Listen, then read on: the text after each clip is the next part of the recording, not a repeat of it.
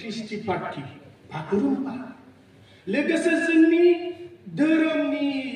सुजुनाय गान जेरै सुलेखा आइमोननि खननाय गुरुदेबखौ लानानै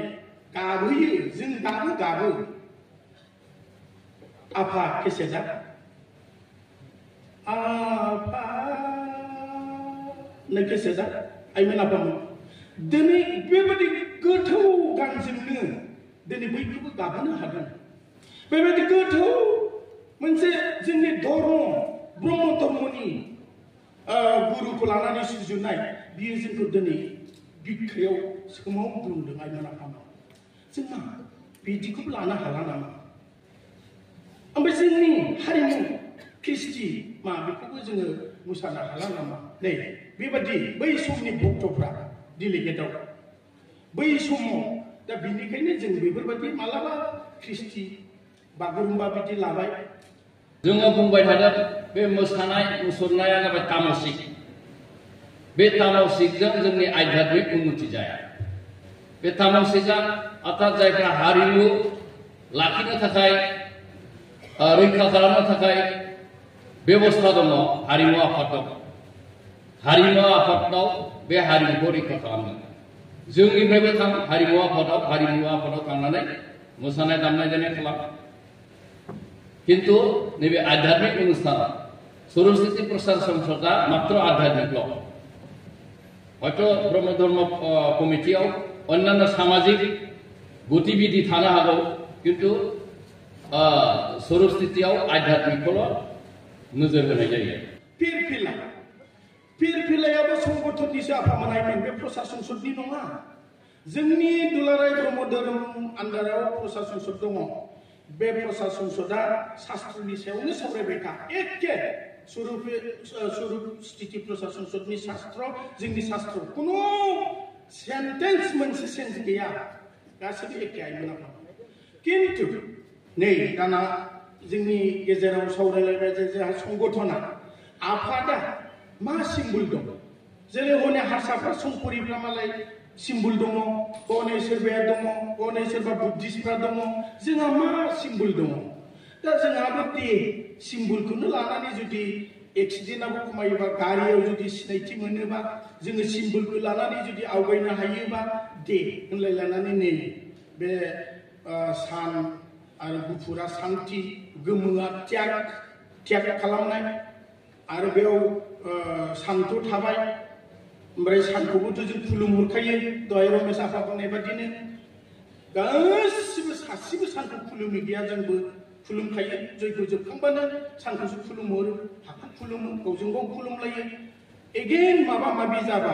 जोंनि सोरबा थैबायलायनो जयग' होबाय दा बेखौ दुखुआवनो हाफ आधा फिरफिला बेरोबाय साहित्य सभाफोर बादि जोंनि गुरु सोरबा रुंसारि जाबा सोरबा माबा जाबा नैबेबादि बा हनै बे गोबां बे सिम्बलसो अनलि सिन जोंनि सिम्बल संगठननि दुलाराय ब्रह्म धर्म आफादनि आइमोन आफामोन फिरफिला बिरहोनायखौ जोङो मा बुंबाय थादों फिरफिलायाव जेन'बा साननि मुसुखा बा महर आखिनाय दङ बेखौ सेलुट खालामनाय जायो बादिनो बेवहाय साना निजे स्वयं जोंनानै दंखायो अख्राङाव स्वयं जोंनानै दङ बे थाखानायखौ आरो मानो जों आलादा सावगारि आखिनानै बेखौ सेलुट होबावनांगौ दा बेखौबो जोङो बे जि समाव जोङो फिरफिलाखौ सेलुट खालामो बे टाइमाव अर्थात फुंनि जगखौ होखांनानै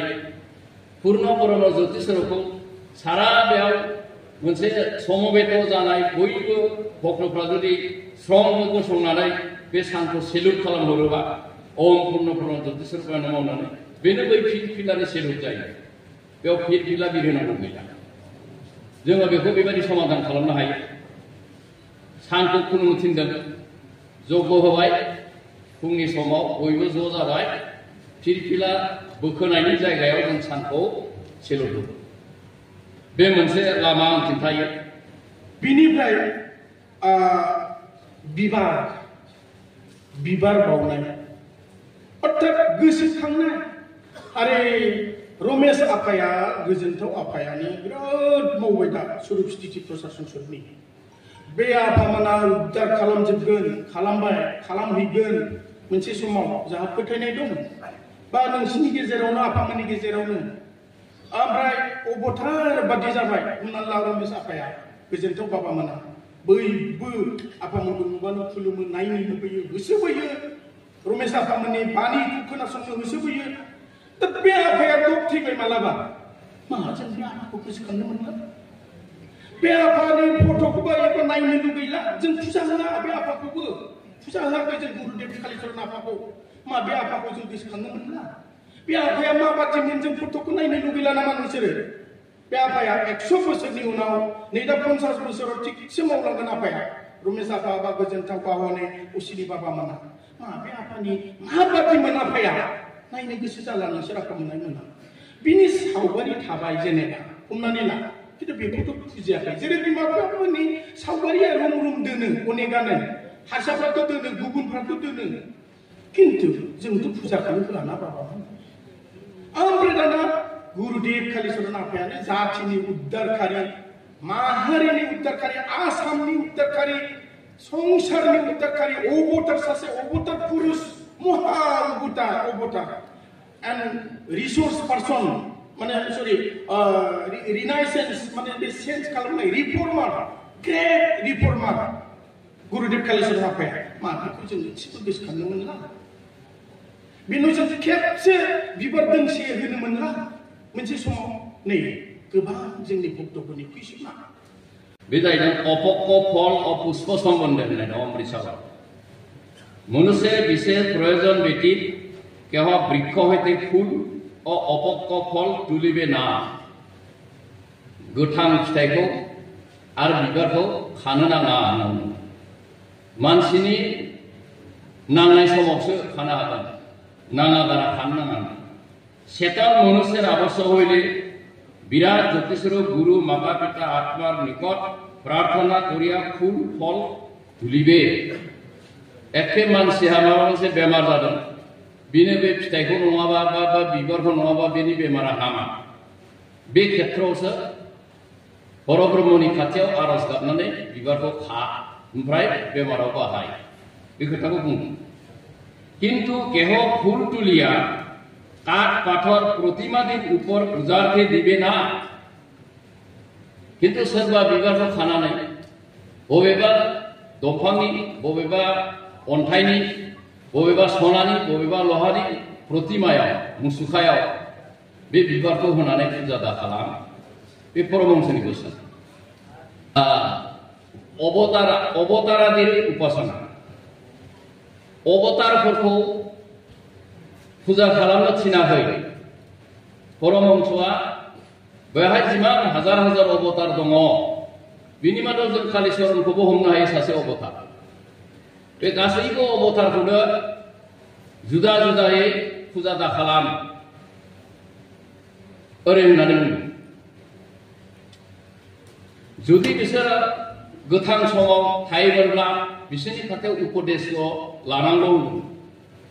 दा बियो बै परब्रह्म ज्योतिस्वरूपनिनो मा महरमोन